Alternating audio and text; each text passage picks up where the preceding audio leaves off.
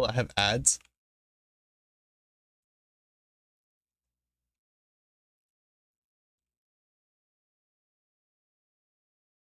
I did not realize that, bro. How do I disable that? Hold on. Affiliate. Allow subscribers to watch your content on your channel ad free. Okay, oh wait, no, that's subscribers. Whoops.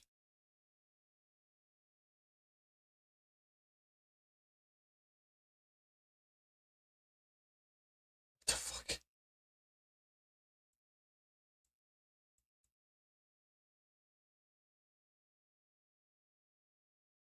Wait, yeah, how do I will the stream make me immortal again? I don't know if you can. No. Probably not. Maybe not. I don't think so. But if you wanted to, you can. I think why aren't you immortal? Like, are you just like what happened to you?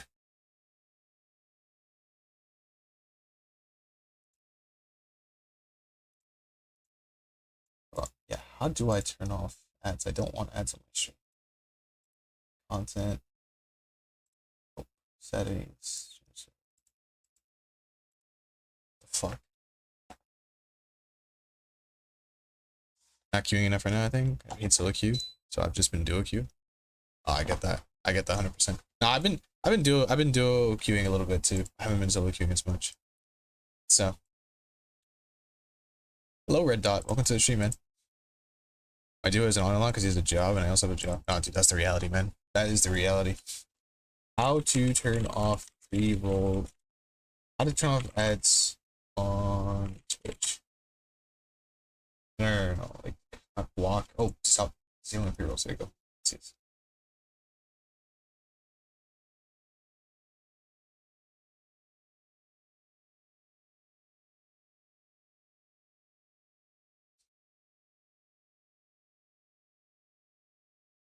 Stream.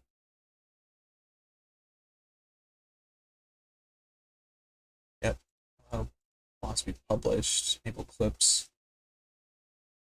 Grades. It's fine. Channel.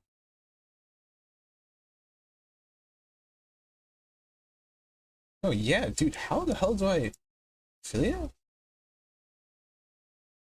Ads. Okay, close.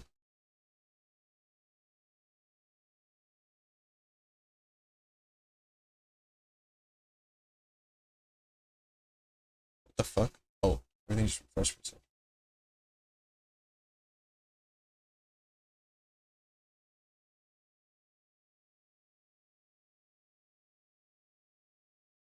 Stream display ads? I have no idea what that even means. You see the loud triple smoke? You called it? Yeah, dude, I did call it. Bro, people thought I was crazy when I said a lot, like the triple smokes comp could actually be like actually pretty good. Like, hold on, let me go to it. I did say like, yo, I think this comp could like potentially be something pretty sick. I forget that I have to open Twitter and I have to also scroll through my freaking. How many freaking? Okay, hold on. I can't. There's so many. I did not realize I posted so many what's it called? Twitter circles. I'm gonna need y'all to give me 5 seconds just so I can find the tweet of me talking about triple smokes. All right, I found it. All right, so yeah, like bro, I said this would happen, or not happen, but I said that like potentially the weird but new meta bind comp. I said Astra would be the move instead of like Omen. I know that I go to Loud's game, which is right here. Loud ran Omen, which I don't think it's entirely terrible. I did not watch this game at all. I think maybe I should watch this game perhaps like, you know, honestly, we're gonna next stream, probably tomorrow. We're gonna watch this game. I'm actually really curious how this game went, because this is pretty bad. The fact that Cowentine is 16, oh my goodness, 16-21. Holy shit, what the hell happened to him? But Like I personally think that like, oh yeah, Astra is probably like your ideal instead of Omen. But I think if you consider like the way Brazil likes to play, like you have blinds, you have Omen blind, right? You have the Omen smoke, which you can literally smoke anywhere. Like you have the TPs. TPs is always really good in general. Yeah, you technically have an agent that can opt to, like if you put the operator with Omen, it's actually much better than probably any of the other smokes in my opinion. I'm not sure though. If they have Omen instead of Astra, they have more smokes, right? But Astra better util. What's up, King Donut? So with Omen, you do have more smokes. Yes, that's correct. But with Astra, you have technically more smokes, just not to the degree of Omen, because Omen has regenerational smokes. I don't know if that's even a word what I just said. You can also do a lot of one ways with Omen in general. Omen one ways are pretty nice, pretty decent. Probably a lot better than any other agent, I think. Like as a I'm pretty sure you can only do one ways with Omen, not any other agent. Like on a map like Blind specifically. And that's pretty good, but I don't know if Sadhawk specifically used Omen for that reasoning at all. Because like I said, I didn't watch this game. And yeah, you have more smokes. Astra, you have less smokes, but you have stuns, you have sucks. You have take back stars. You have opportunities to like insert people. You have, I think one of the things that I remember from my player Huyn, Danny Huyn, he duos with Foe or Fa, however you pronounce it, like Foe, and yeah, Astra Wall as well. But the way Foe calls his take back stars is damn, did I forget the way he called it? Blinking. He says he calls it blinking. So like he's blinking to cross the line, which is like I thought it was a pretty unique way of calling Astra like take back stars, but I like it. I think that's pretty unique. Oh my Jesus Christ! Okay, get off Twitter. Yeah, but I think it's like a cool way of like looking at Astra take back stars. Like I'm blinking the line, like I'm blinking across, like you have a lot of ways to utilize yourself around it. Yeah, I know. Just kidding. All right, cool. So, the first things first, what we're gonna do is we're gonna talk about Viper on Lotus. Talk about her walls and kind of how I would like quote unquote measure value with it. So, one thing I want to quickly check is how do I do the C Viper wall that people do? Is this how you do it? I think this is how you do it. Yeah, I'm pretty sure this is how you do it. Not entirely sure. Actually, I don't remember. Okay, we'll figure it out in the game. But first things I want to quickly just cover, just to get out of the way, is sort of how you can like measure Viper Wall value on a map like Lotus. Because I think a lot of teams have a lot of various ways to approach Viper Walls. Like I know like a team like T1, for example, what T1 like to do is they like to have various walls to use for different purposes. They never really throw it down immediately. They always have a different wall each round, right? So one round you'll see a Viper wall like this. This is like a common one. Another round you'll see a Viper wall like I think this one is the one where they throw it like that. I think there was another one that they threw that I'm trying to remember. That was something that I've never seen before, but I didn't hate it. I just never seen it before. And it was an interesting wall because it was like an A wall, but it wasn't like your typical A wall. It like kind of fit. Yeah, this is the wall right here. So this wall right here, what they would do is they would throw. Oh, I could also throw the front B wall. I forgot about that wall too. So this is the front B wall. Oh, this is collateral. Like fuck. I just throw this one here too. This is Spumber. spawn barrier. And this is the Anders wall people like to use. Turn off spawn barriers. And then this one from here, and it cuts off like this. So you know what? Let's just screw this wall entirely for a second here and do like that. This one I like. Okay. So just keep it like this for now. So these are like some of the more common Viper wall. Like this one is not common at all. I don't think I've ever seen. I've seen any team use this Viper wall specifically. For reasons I have no idea at all. But we're gonna cover them. Just talk about it for a little bit. One thing I want to find is how do I do the C Viper wall, because I don't remember how to do that shit at all. There was a C Viper wall that I liked specifically, but I don't think anybody actually uses that C Viper wall that I prefer. So therefore I won't cover that. Wow, team went through shit a lot.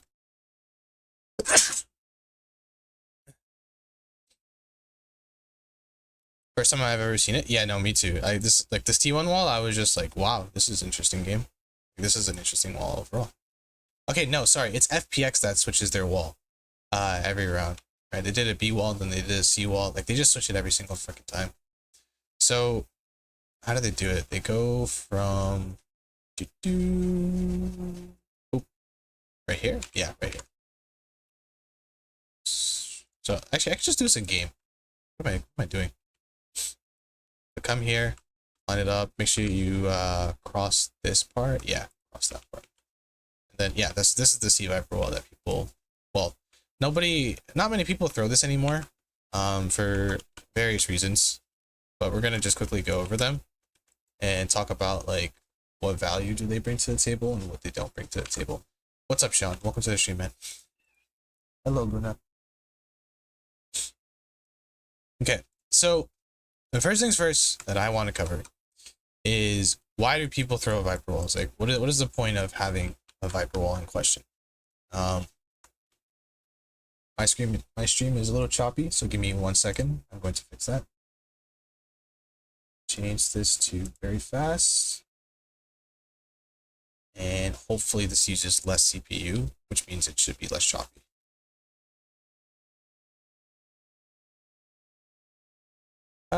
Well, yeah, definitely not less choppy as I would anticipate it to be. Can you get off my desk, Luna? Thank you. Okay, we'll just put it in window mode. That's fine for now.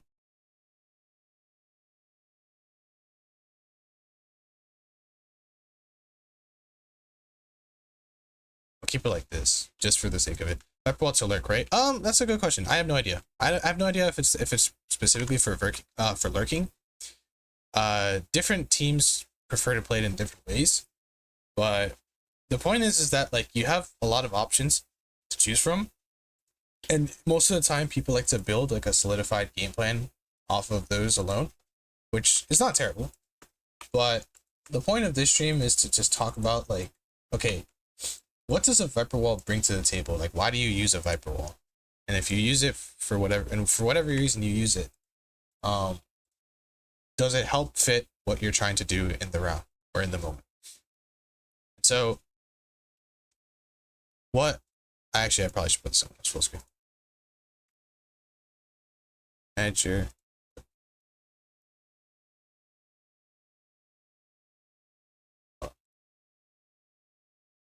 Let's do fast. Okay, I'm using more CPU now. So if I use more CPU, does that mean my stream will lag less? Oh shit, it does. Kind of lag a little less. Sort of. Sorry, that's why I hate Twitch sometimes, because like it makes me use something that I don't want to use. That's my CPU encoding. But in order to have a decent stream, like 1080p stream, I have to. That's what I hate about it. But anywho, let's go over here. I'm on medium now, so this should be a little bit better. And if it's not, then I'm sorry. But for starters, what I want to talk about is this one. So this one is one of the the community analyst's favorite, right? A lot of your typical analysts like to use these walls um, for various reasons, right? Let's talk about what this wall brings to the table. So one of the things that I want to quickly highlight, I'm going to go over battle plan real quick, is like these. Is what is covered when you look for a Viper wall. So you have 1, 2, 3, 4, and that's about like this doesn't really count as an area to be covered because no matter what, this already has like a cover, right? You can kind of count this as another one, but essentially you want like certain elements to be covered. I'm gonna put just barriers kind of just to kind of indicate what I'm talking about. So you have this, you have this, right? So you have 1, 2, 3, 4, 5. And so when you look at this, you're like, okay, obviously, if I cover this one, I'm basically covering every single part of the map. Like no matter what, if you cover this, you cover everything else. That's great. Cool. However, here comes the issue. If you cover this and then you put the Viper wall down, that's great. But now you still have 1, 2, and 3 to worry about. And that's where like deciding which Viper wall you want to use for your game plan is what becomes relatively harder, because you have to figure out what is actually really important to deal with and the type of teams that you're playing against too. So for this Viper wall, what we have right here is we have 1 and 2, right? So for this one right here, you can see that you have 1 and 2 blocked off, right? But that means that you get an estimated value of 2 areas to not quote unquote not worry about, right? You have only 1 and 2 and 3 to worry about.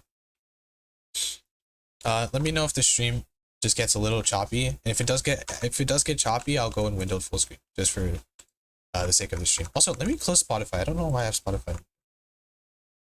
I could probably close Discord too. Actually, no, I need people to see I'm live on Discord. Actually, hold on. Let me close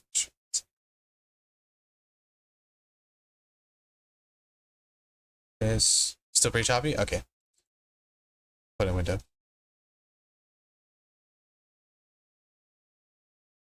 Limit FPS 60. So I'm putting this on 60 frames. So actually, hold on. I can put this in windowed full screen if it's on 60. If it's on 60 frames, let me know if that's choppy. If it is, then 30 frames per second, we're gonna have to go. If this is choppy, then I can change it up. I can close this tab.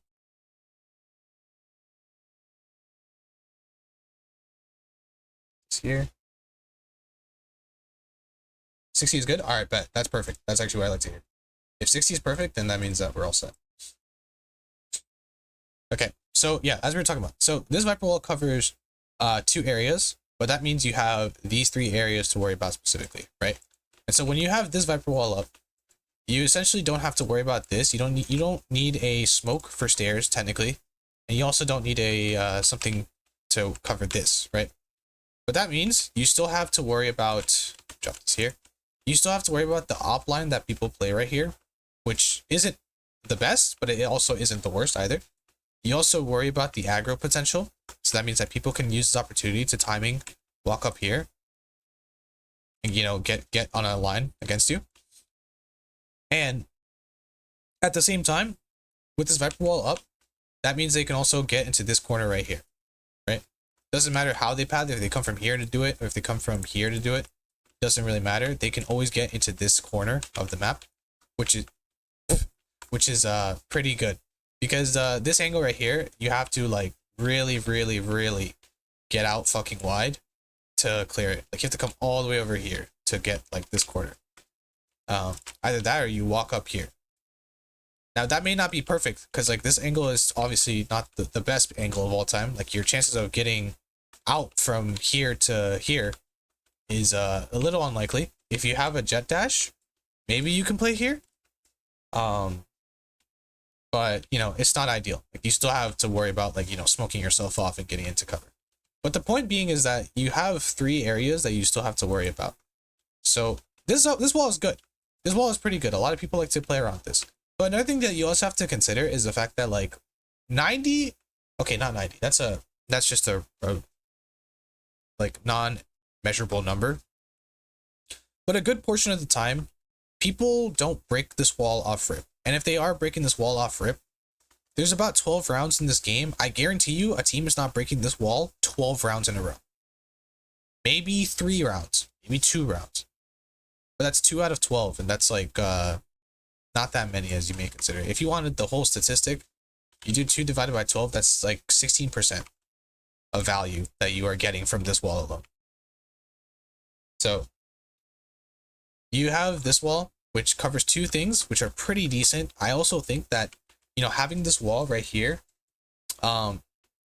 just as a way to not worry about this area in particular, instead of using a whole smoke, is pretty good. The only issue I see down the road is getting the chance that they can timing you out of here. And although the simple answer is, oh, just hold it. Okay, that's true. But it's the fact that like you need to always have a, like, no matter what, let's say there's a omen smoke here instead of a wall.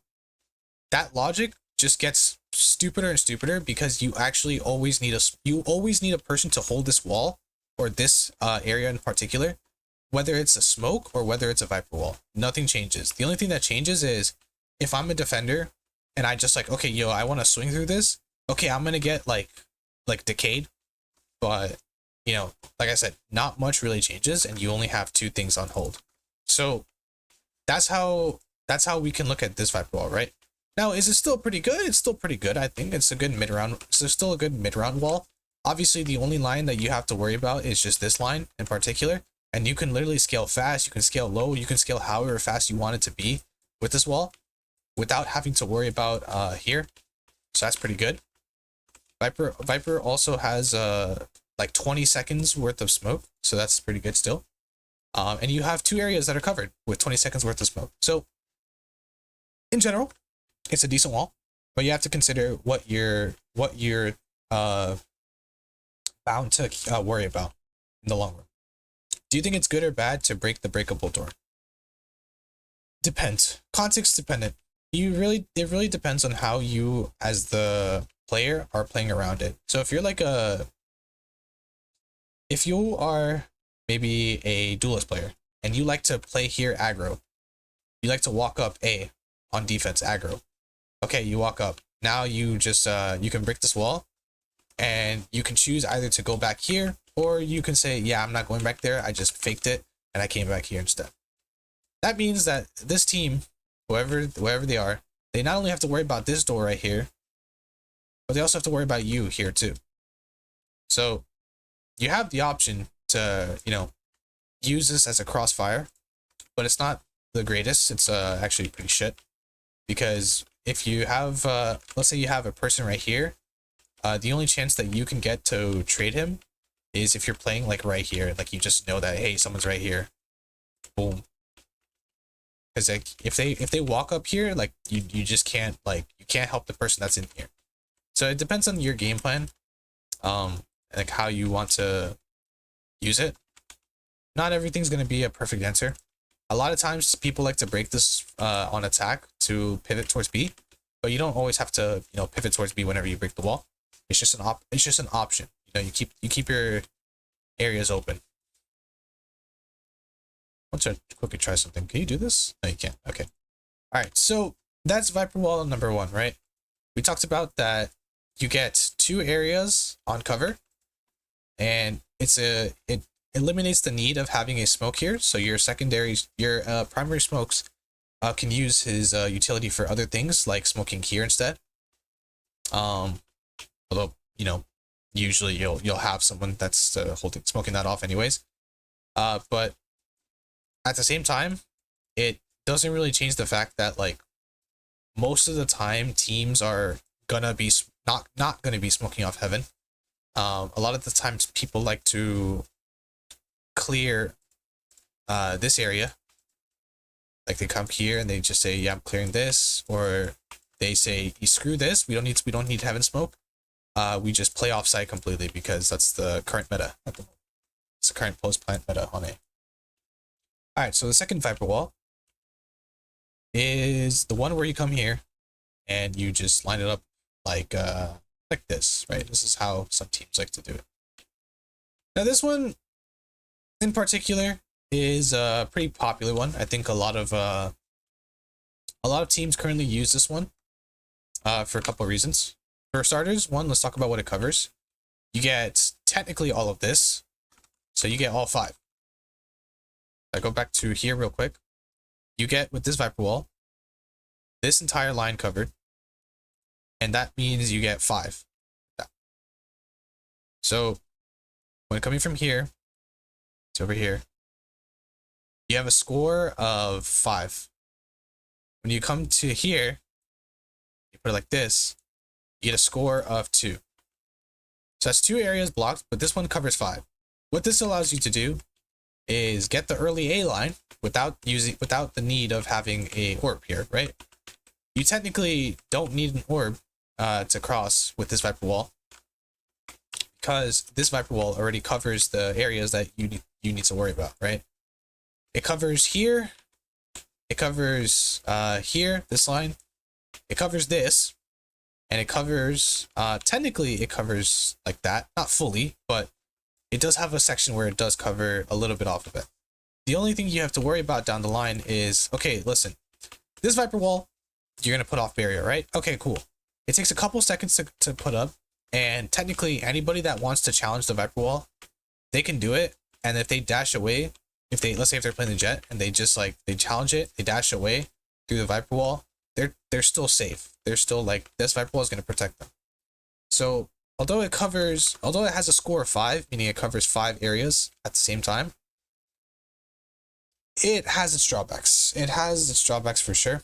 Early lines will always be an opportunity for the defenders, meaning that no matter what, like even if you just like even if you press E, the moment it hits 0, no matter what, the person here will always be able to challenge it and, you know, be able to hold you back off. So technically this wall doesn't have that much stopping power in theory. And you can't really use this reliably as a mid-round wall either, because when you consider the mid-round, let's say you're mid-rounding and you're like, let's say you're up here, let's say you have early A control, right? You got the early A control with this wall, let's say nobody challenged it. All right, cool. You put the wall down, how many areas do you have to worry about now? You have to worry about 1, 2, and 3. 1, 2, 3. And technically 4. But that's if you put the wall down, right? Now let's also assume that this door is up right here. Let's assume the door is up. When you assume that the door is up, that means that you still have to worry about 1, 2, and 3 of lines. Now you have to re-clear all of 5 basically. Exactly.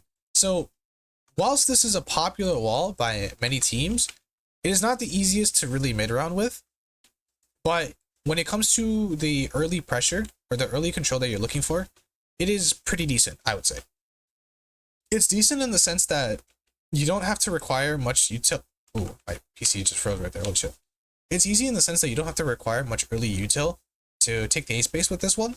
You can actually just punish anybody that tries to push through a lot of the times. Like if, let's say you have a breach or you have like a flash or anything, doesn't matter what it is. If you have this wall, plus you throw like, I don't know, a recon here, a breach flash here, a stun in this direction, no matter what, anybody that tries to challenge this will get fucked. So it takes less to really win the early stuff. But then when it comes to the re-clear in the mid round, you are severely limited. You have to actually be thankful that this is closed. And if it's not closed, then you still have to worry about holding this off here. But whilst you have something holding this off here, you also have to make sure that, hey, this is smoked off. So because of that, because this is smoked off, that means you have to use an extra piece of utility.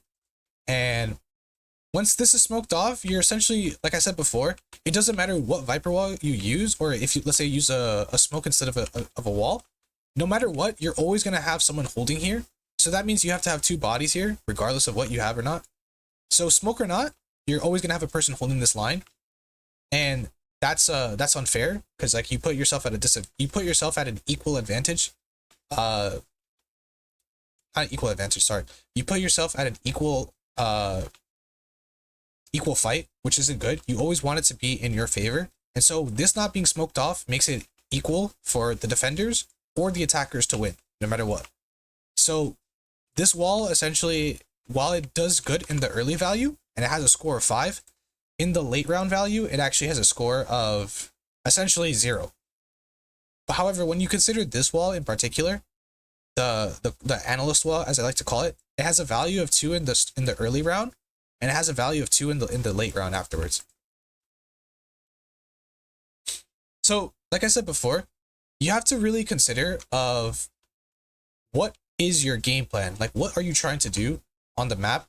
And if you're trying to do it for that reason, are you going to be able to capitalize it every single round? Because the truth is, like we said before, you can use this wall every single round, and you'll still get the same value every time. If you use the level 5 wall every single time, you can essentially make your life easier in the early round, but then in the late round, it becomes a different story. So less util to take a main, but more util required if we want to go towards A. Yeah, exactly. That's essentially how you want to do it. Now, although I wrote this as 0, one thing I want to quickly mention is, let's say you managed to get here. You put the wall up. Let's say the wall is up continuously, and you wanna use the opportunity to pivot here. You want to go towards B instead. What you can do is, instead of having to throw a smoke here, or essentially just walk across like this the entire time, you can essentially keep the wall up and use opportunity to break the door, and then just pivot here. That means that you have a score of 1. Even though your level 5 wall in the beginning was good, your mid-round wall becomes a level 1 because it holds off this area in particular and allows you the opportunity to pivot. But that still isn't nearly enough, considering that like most of the time, if you are trying to go here, I guarantee you nobody is really swinging this as much, because this angle is really hard to swing in general. This angle in particular does not work for the defenders. It's better for the attackers to scale up here than it is for the defenders to hold it. I know Chronicle did the analyst wall and would throw his orb for the main peak. Yeah, when you do the analyst wall, as we said before, it only has a level of 2. So that means that in order to take main early, you actually need to use more utility. If you do the non-analyst wall, which is the level 5 wall, you have to use less utility to take main, but that means your mid round becomes worse. So when I do the analyst wall, that comes towards here. Hello, Luna. When I do the analyst wall, I have to worry about the early lines more. So now I have to throw this, orb down, and now the only thing I have to worry about is 1, or essentially 3. Essentially, I have to worry about 1, 2, and 3. These 3. But in general, having a crosshair placement right here is more than enough. And most of the time, if you have this wall up, you just have to worry about this line in particular. And maybe this line, maybe this one. But that becomes easier down the road because you'll have 2 people, essentially. Alright, so level 5 wall, great for early round, horrible for mid round. Analyst wall, great for early round, not great for early round, sorry. Decent for early round. I would say probably better for mid round. Probably one of the better ones. All right, cool. Now let's talk about, oh, I just deleted all my freaking lines, damn it. All right, one sec. 1, 2, 3, 4, 5. All right, so now we're going to talk about the NRG wall, right? The very common B wall. Before NRG started using this wall, I do remember studying this wall with my friend Sexy Christian. For those of you who don't know him, he is the core gaming head coach, and he actually, I did a stream on Viper walls, or on Viper specifically, when the map first came out, and he came to that stream and he asked me like, hey, what do you think about this wall? And he sent me this wall, and I was like, oh shit, this wall is actually pretty nice. Except ours did not have this. Ours actually came from right here and covered this entirely. But that being said, let's talk about this one, right? You consider what it covers. We're gonna add some more lines right here. We're gonna add this, and we're gonna add this, and we're gonna add this. I'm gonna put these in a different color real quick because this is B. You have this, you have this, and you have this. I'm gonna put this right here. And then for C, I'm gonna do a different color as well. Let's do blue. You have this. No, that's not a good color. Let's do yellow. You have this, you have this, you have this, you have this, and what's a good place to cover? Let's talk about, move this up here real quick. This. Okay. So for B, talk about this wall, right? This wall is one of the more commonly used by top teams wall. Recently I think teams started to shy away from it. Even NRG, but then again, I don't even remember NRG playing Lotus. I actually forgot when was the last time they played Lotus, to be fairly honest with you. But you look at this wall, what does this cover? It covers 1, 2. It does not cover 3. But it covers 1 and 2. But one thing I also want to quickly mention is while this wall does cover technically 2 towards B, this wall actually has a score of 2.5.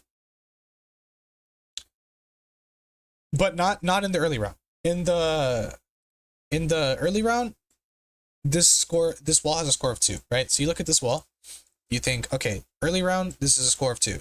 It covers 2 areas in particular, great.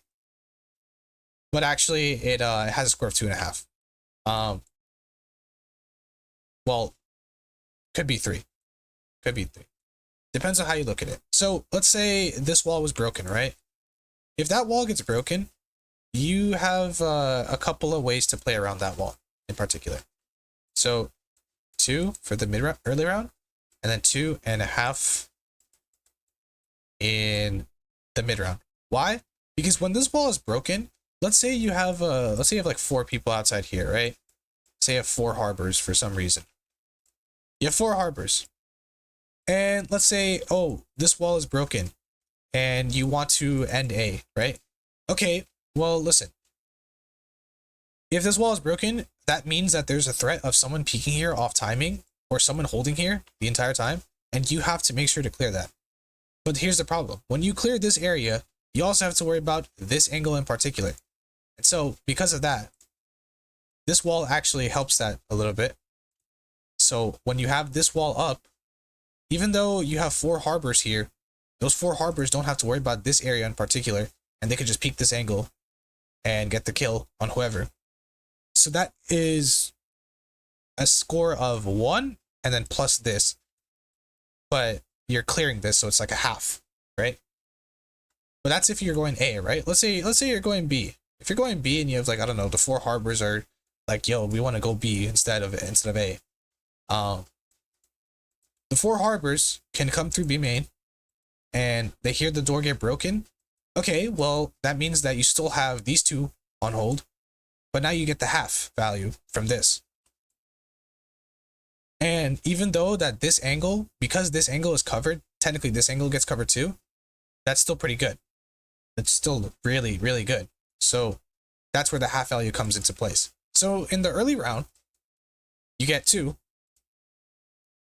which is good. And then you get 2.5 for the mid round. Now here's another thing too that I forgot to mention. What about this line? I'm going to use a different color for this one. Let's use white. What about this line? This line in particular is a line that you can go right and you can go wrong with. Because this line in particular doesn't really have a measurable value to me when it comes to early or mid round. Well, I shouldn't say that. This line actually you do have a measurable value, because when you consider the way people like to play macro Lotus, most of the time people one-way smoke this, right? You would commonly see, the fuck? My orb go.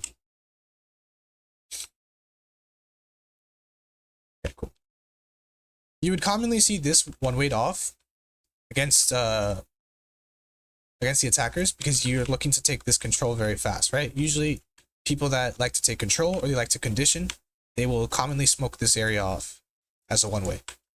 But with this wall, this allows you to kind of challenge that one way. You can actually use this opportunity to walk out. So this one has a weird situation where the value almost becomes immeasurable, and it's sort of like a happy little mistake or an added bonus as you if you want to look at it that way. This wall, or this barrier specifically, has different ways of being utilized, and this wall allows that opportunity to be used in various ways, and however you want to use it, right? I guess I should also put the barrier. You know, now I think about it, I probably should put barriers here. Well, actually, no. It's only this part in particular. So when you consider this, and you use this wall, and you look at the value that this has, you can't really draw it up to a measurement scale because it can be played in like so many different ways that like maybe it's instead of using it to challenge the one ways, you're just using it to just hold off space too. You're just using it like, okay guys, they can't flank us on A. I have a body here. Or like, okay guys, there's a turret. We have a turret right here that's holding off the A push, and they can't break it through the wall, or they don't hear it through the wall. There's a bunch of different ways that you can use this area in particular with this wall that I can't really give it a measurement scale for the mid round or for the early round, because it really depends on how the team wants to play macro wise. You can use it for A pressure, you can use it for B pressure, it doesn't change. So, mind you, this is just an added bonus. So, if you want to add something to this, you can put like parentheses 1 with the white lines. And then if you take a look at our Viper walls, when it came to A before that we were talking about, we had the analyst wall being 2 to 2. And we had the common level 5 wall being 5 to 0. That is some horrible writing skills by me. Okay, so now this is the NRG wall. We're gonna call it NRG. This wall has a pretty decent scale. We would assume it does. You have a level 2 for B for early round. You have a level 2 for the mid round. You have an extra addition for A, and you have a half addition as well for the mid round. So far we've covered 3 Viper walls, and we figured out that like you still have pretty decent value with this one, but you also have another pretty decent value with the NRG one. So now you have 2 walls that you can use for maximum value long term. The analyst wall and the NRG wall. So keep that in mind. Next wall we're gonna do is what's the next one? This one.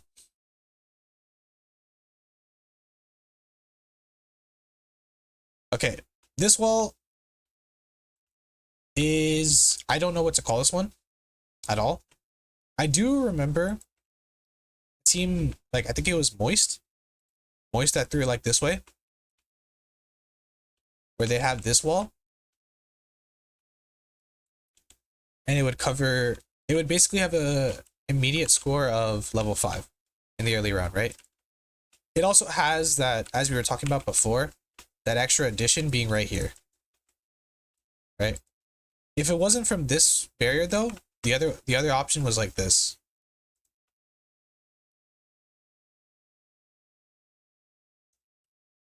Which has this extra gap for I have no idea why, but it's an option, right? So we're gonna call this the moist wall, right? The moist wall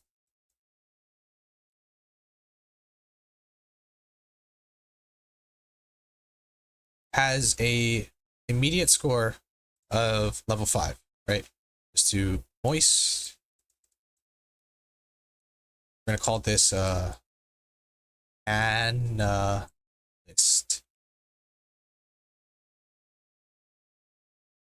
We're gonna call this ranked or rank wall. This is too large. Moist. So the moist wall has an immediate early round of 5, right? Why does it have 5? It covers 1, 2, 3, 4, 5, right? Simple as that. We don't have to talk about too much. It also has the immeasurable value being this side right here, which is always a nice benefit of any wall. And because of this wall, actually, it's actually really strong because no matter what, they will have no idea if you cross here ever. Like you can cross on top of here, you can cross here, you can cross here, you can even come here. This is an option. However, this option is a little bit risky because you know they can hear you drop down. You can't silently drop from here to here, right? They'll always hear you no matter what. Actually, let me quickly try this. Yeah, they'll always hear you when I drop down. So you look at this, you have 5, then you have the parentheses 1.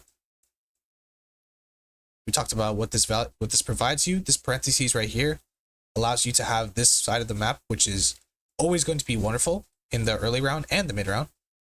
But you look at the mid round and it becomes a little confusing. Let's say this wall is up in the mid round. In the mid round, you want to come re-clear A, or you want to just come back A to get the A control. Okay, cool. You can come up here. You have that one value that comes into place. And that's to re-clear. But then it comes down to the fact that, like, okay, what about when it comes to putting the wall down? When you put the wall down and it comes to the mid round, this isn't covered off. This isn't covered off. This is not covered off. This is also not covered off, and this is not covered off. So it actually becomes a lot harder to use overall in the mid round when the wall is down, because you don't have anything covered. Now, let's say you want it up in the mid round, right? Well, the only thing that's covered is this. And arguably, that's pretty decent.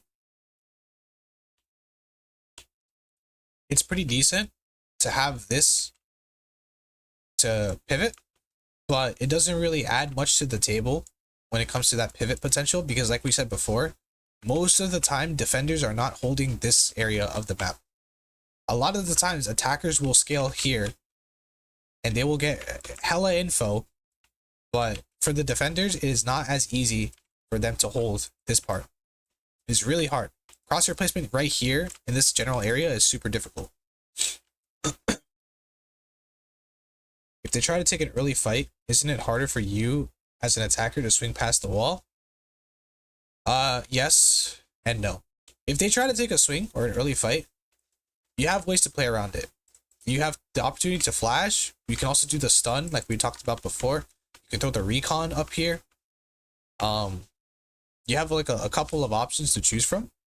But in general, one thing that you'll always know about A control on Lotus as an attacker is that you'll always need utility. No matter what, you're always going to need utility. That is just the way A works as a map, or A works on Lotus and as a whole. It's not easy to contact up A unless, like, you know, you have like an operator or something, right? If you're just an insane operator that likes to challenge everything, then sure, go for it. Be my guest. But it's not as easy. Even like non-operator heavy comps, you'll see them just constantly double satchel across, no matter what. So when you look at this wall, you have the 5, you have the 1, and then you look at the mid round. The mid round also still has that 1, but then you look at it like, is like this extra addition right here that much great? Probably not. It's probably not that great as you may see it. So you have the mid round wall being a value of 0. Sure, it may cover off this entire area, but when it comes to scaling, it's not really that great. It doesn't really add much to the table. And then, like, okay, let's talk about post plant maybe. I forgot to talk about post plant in all of these walls. I just noticed that too. But all of these walls in post plant is like not really that great. The analyst wall in the post plant still has a value of 2. The ranked wall in post plant has a value of 1. Right? Because we talked about that this wall right here, the only thing it really covers is like right here. So sure, you have a value of 1.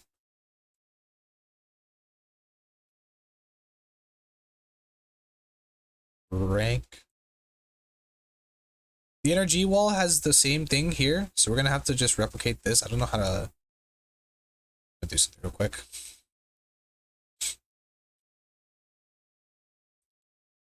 And 1.5.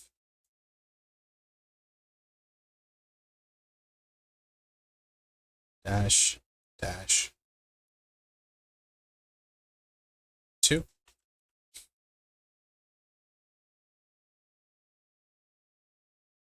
Okay. And then the moist wall has a value of 0 in the mid round. Well, essentially 0. Not entirely 0, but it has basically 0. And then you have 1 in the postman. Right? So far, you take a look at consistent value, and as we talked about before, the analyst wall and the energy wall have to be some of the currently highest value walls that we're seeing right now.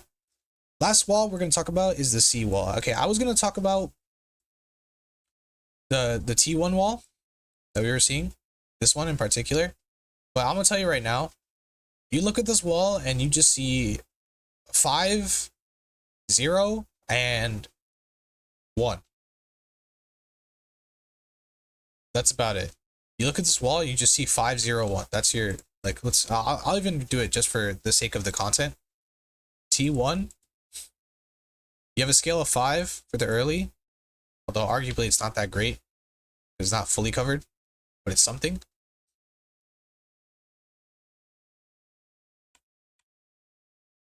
You have 0 for the mid round, and then you have 1 for the post, because you have this covered off, which honestly still doesn't really add much, in my opinion. But that's something you can think about, right? It's a horrible T1 that looks like a pi sign. All right, last wall is the C wall that we all know and love.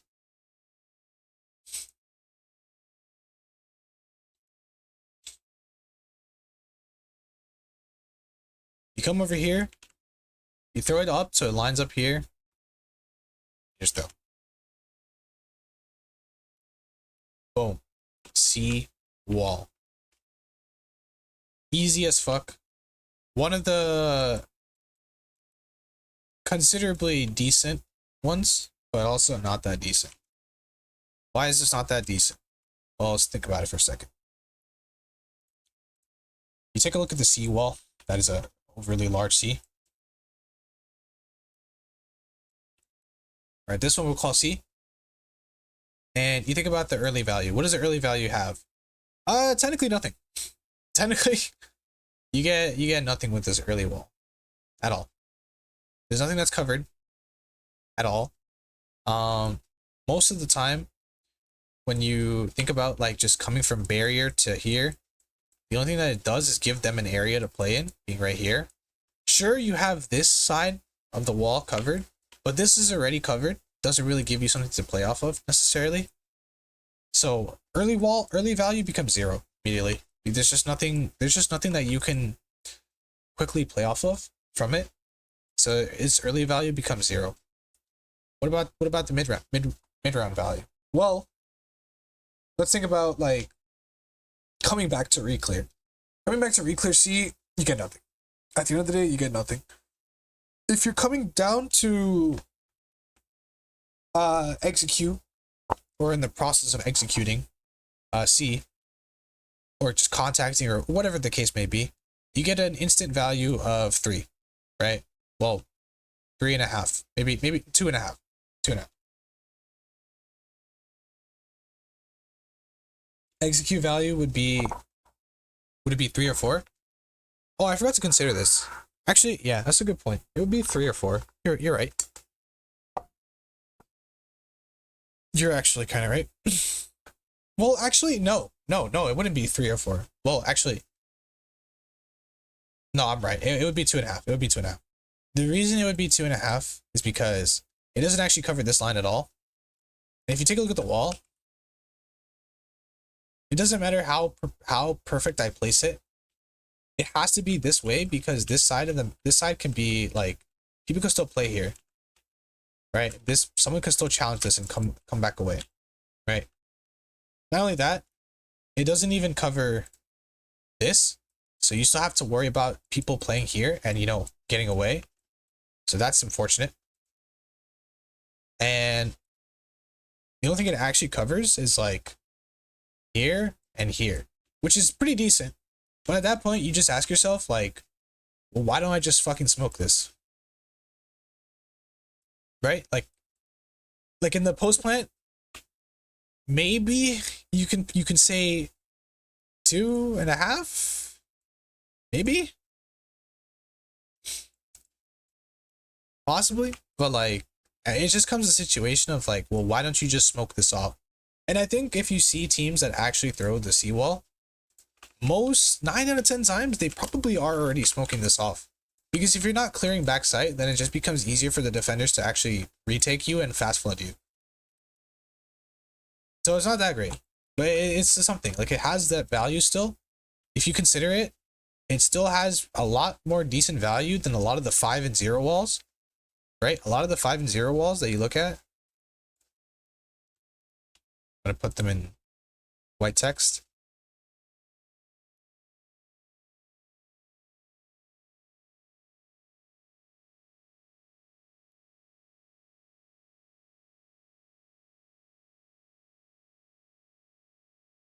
Most of the 5 and 0 walls aren't like that great.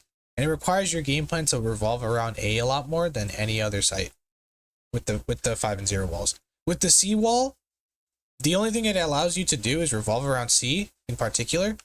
And although C is a very popular side of the map, it is arguably not that great because you just consider like, okay, what does it really add to the table?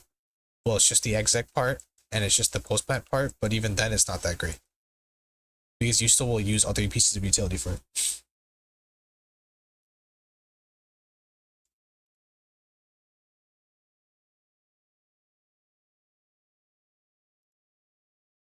Do you think the walls get any values for creating like flash zones? Or would the value be 0 since the enemy team would also just pop flash out of the wall? I think any wall that you use, any Viper wall at all, will always have the opportunity to be played with flashes. Or in this case, like as you said, flash zones. Think about it for a sec.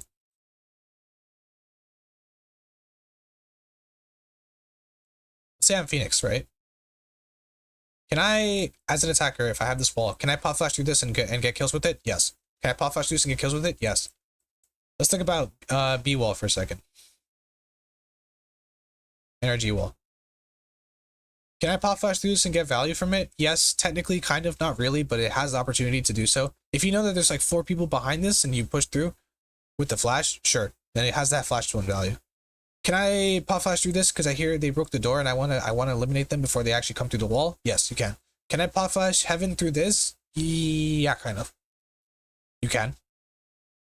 You can definitely pop flash through this. What about the moist wall? Can I pop flash through this? Okay, that's not the moist wall. This is a moist wall. Can I pop flash through this and get value? Not in this direction. Maybe if they take orb, sure. This is the wrong way place. It's like this. So can I pop flash through this and get value from it? Yeah, possibly. Can I pop flash through this and get value from it? Of course. Can I pop flash through this and get value through it? Yes. The analyst wall. The analyst wall. Can I pop flash through this? Not necessarily. Like it's a little fucked angle, I would say. So it's not really a pop flashable angle. But you can. Can I pop flash through this and get value? Yeah. As a defender, can I do the same thing? Yes, yes. As a defender, you could do anything. Any Viper wall that's up, you can always get value from it. The same thing for attackers. Like, you know, you're always gonna have that. You're always gonna have that that flash value from a wall because Viper in general has really good synergy with flashes. That's just how she works as an agent. So does that kind of make sense?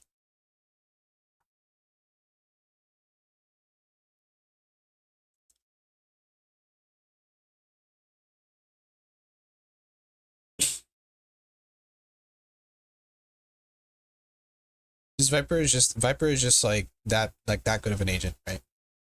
All right, so we discovered that the seawall is bad. It's not the greatest, right? So I'm gonna put a ranking system. But like I'm gonna say right here, right now, just a huge disclaimer. Just because I say from the values alone that I have measured on the stream with you guys right here, okay, does not mean you should not use these walls. Okay? Just because I measured it here with my explanations right here does not mean that you just must use these walls. Okay? It depends on your game plan at the end of the day. It depends on how you want to utilize it. It depends on the macro. So, you know, one thing that we didn't discuss is how to play Lotus macro in general. What is Lotus macro? Lotus macro is attack side, default B and C, default B and C, default C and A, default C and A, default A, default B, default C, right? But what do you commonly see most of the time? A lot of C pressure. Doesn't matter if it's passive aggressive or whatever. You just commonly see C pressure. So maybe you do want a wall C, but you don't know if you can get that wall C. Most of the walls that we reviewed are walls that people know, right? These are all walls that people know. But this is something that I made, that I personally made when the map first came out. And a lot of people told me, yeah, I don't really like this wall. It's not that great. And I was like, okay, fair, right? I'm not going to argue with that. But me personally, this is my type of wall. This to me is a wall that I would personally like to play with. Because this to me helps a lot more in the early round, especially for C, than any of the other walls, right? There's no wall at all that helps C in particular early at all. It has a value of 0, every single wall, when it comes to C. This wall has a value of like, here real quick, has a value of like just 4 immediately. Immediately has 4. And then you have this extra value, which we'll call immeasurable value. You have this. Does it give the opportunity for them to play here? Yes, of course. But that's why I always call it immeasurable value, because it doesn't matter how much it covers at the end of the day. It's the fact that like anybody can play it in any way possible. You can use this wall to pop flash through this shit. And just because you pop flash through this doesn't mean you're going to win it. That's why I say it's immeasurable, because you just don't know how to play around it all the time. You can use this wall to like, hold on, let me do it from right here.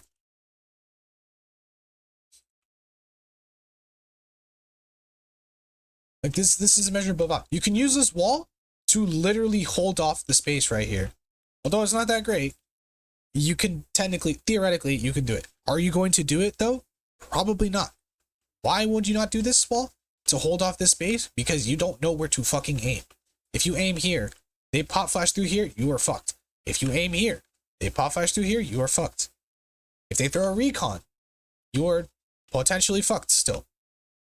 Because that can scan you if you don't shoot it. And if you, God forbid, you do shoot it, it's fucked. You can also use this wall to scale. You can use this as an opportunity to scale, put the wall down, and just kill anybody without flashing. That's an opportunity. It's a measurable value, which is why I look at this wall and I'm like, okay, this wall is pretty decent, because it's a measurable value in this area in particular. Let's name it my wall, where you have an instant value of, if you just want to consider it, 0. Technically it's 0, right? But the immeasurable value becomes better, where you have, I don't even know what to fucking name this, but we're gonna name it 4, right? The immeasurable parts becomes 4. That doesn't mean it's good though, because like I said, it's immeasurable, so you cannot really justify it as a reason to have it or not to have it. It's just something that you consider in the back of your head, because it's like, okay, this is an opportunity for me to use this, but does that mean it's something that I can base around off? Probably not. What about mid-round value? Mid-round value? It technically only has 1. But you consider this, and you consider like the actual like long-term value, it becomes a 4. For post, this actually has a lot of opportunities to cover things that you don't want to worry about. It funnels you though into the immeasurable value part. It funnels you here. Also, sorry, I forgot to say mid-round value actually becomes 0 for the measurable part.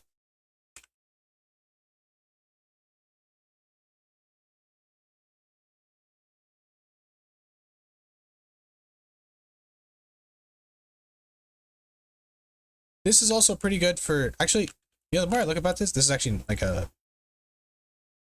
this actually becomes a 4. When you do it the proper way,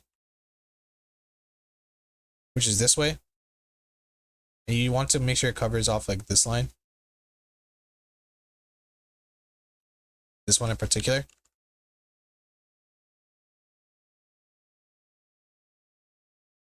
then it technically reaches that value of 4.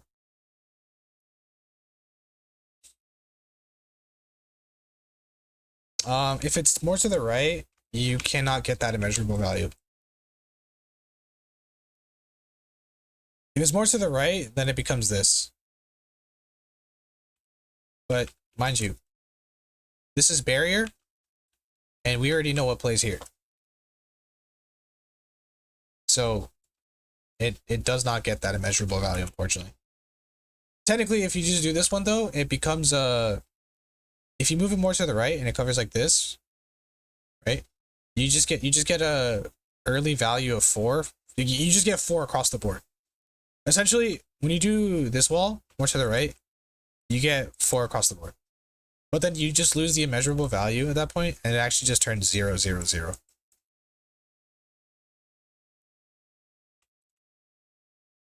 Like literally.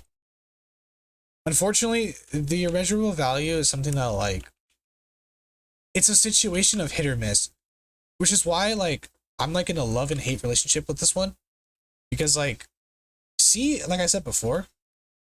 Oh yes, yeah, sir. Send me a screenshot. Message me on Twitter. I'll open it up. But C is like a commonly fought place, but the problem is that like it's so hit or miss with this wall because you don't want to cover what you're actually looking to gain a lot of the time, but you also do want to cover what you're looking to gain, if that makes sense. So it's not really that great at all either, which is why I don't rate it. But it's something that you just consider like, okay, what does this actually add for me? Anyways, let's open Twitter real quick.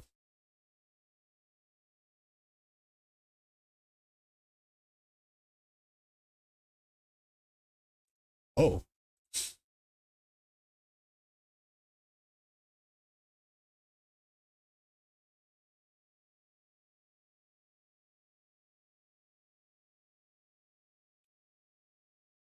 Like this?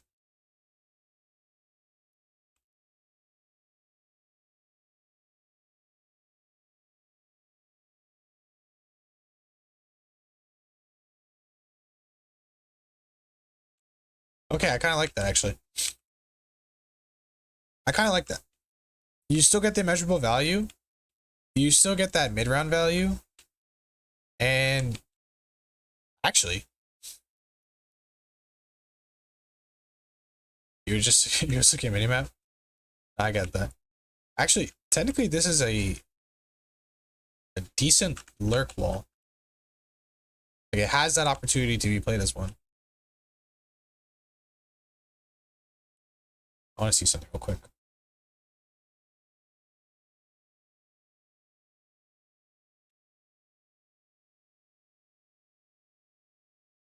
Yeah, this one might be a little bit better.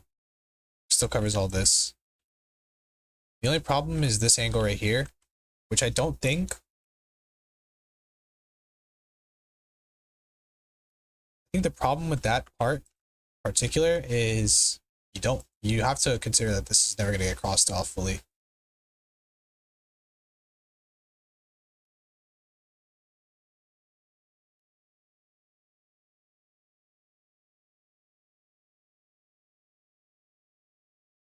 Yeah, this part you can always, like I said, bro, C walls are always hit or miss. Because it's like whenever you look at C, You look at it as, bro, I don't care what is covered in any of this. I want literally all of this. You know what I mean? That's why, like, when you look at like Harbor, what do people do with Harbor? They just wall like this. That's it. That's all they do. Like, you can literally see it. So it's seawalls are like hit or miss, essentially. Like, they're good, but they're not really that good. But anywho, now we can do the ranking system. Now we can talk about which wall is actually good. For consistent value, let's talk about it from the start.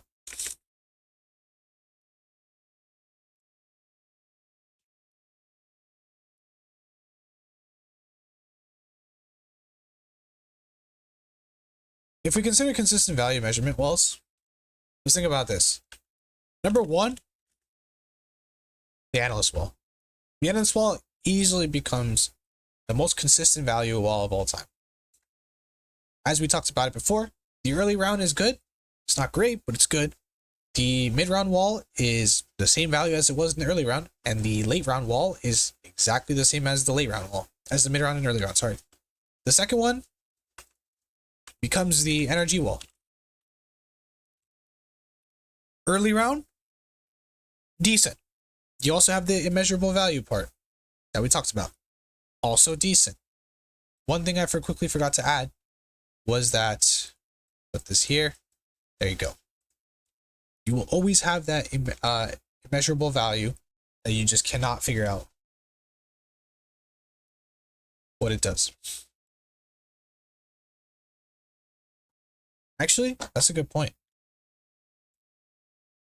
Tied. You're right. That's true. They're tied.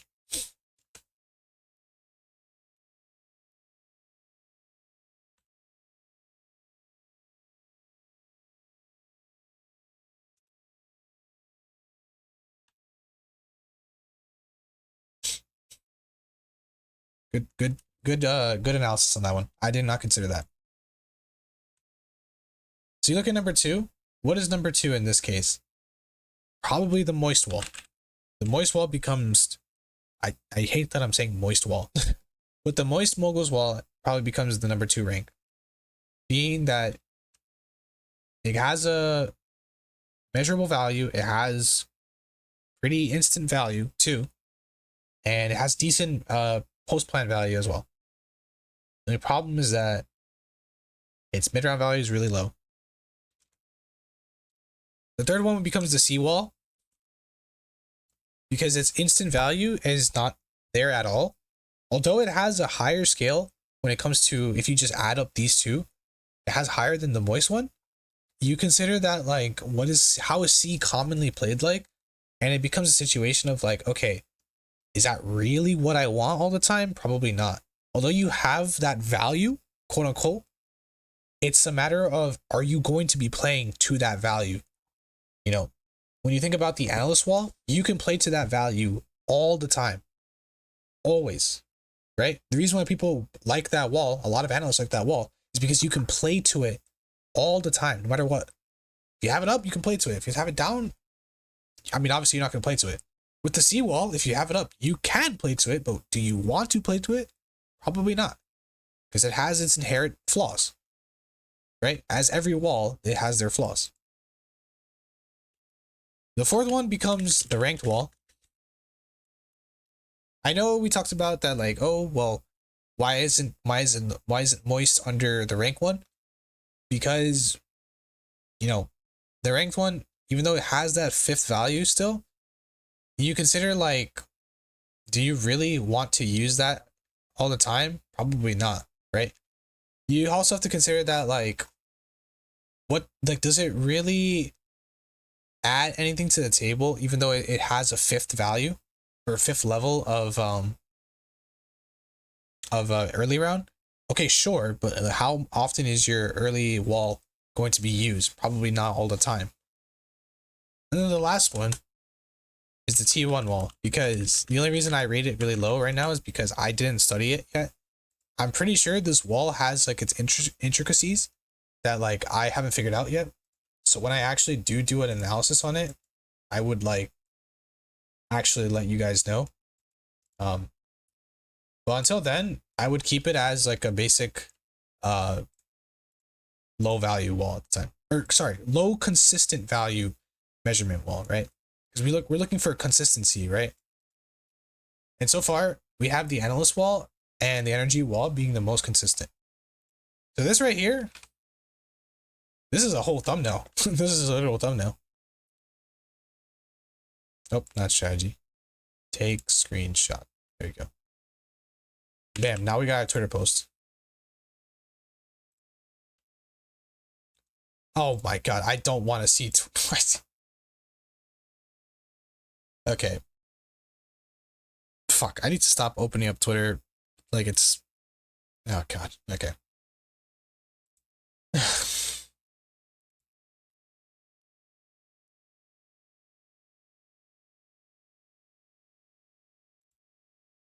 Bro, like...